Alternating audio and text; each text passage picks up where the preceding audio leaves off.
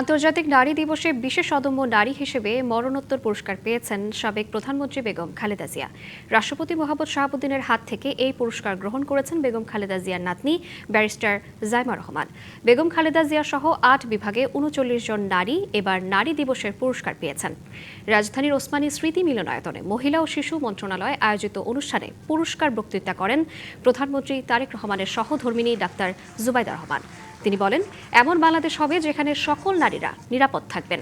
অনুষ্ঠানে রাষ্ট্রপতি মোহাম্মদ শাহাবুদ্দিন বলেন, নারীর অধিকারের শহীদ রাষ্ট্রপতি জিয়াউর রহমান যে ভিত্তি স্থাপন করে গেছেন সেটিকে আরও শক্তিশালী ও সময় উপযোগী রূপ দিয়েছেন সাবেক প্রধানমন্ত্রী বেগম খালেদা জিয়া।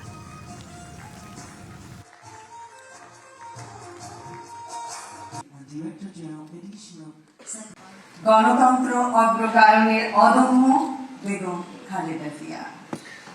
গণতন্ত্রের মা, শত অত্যাচার অবিচারের ফলেও তিনি ছিলেন আপোষহীন, ধৈর্যে অবিচল।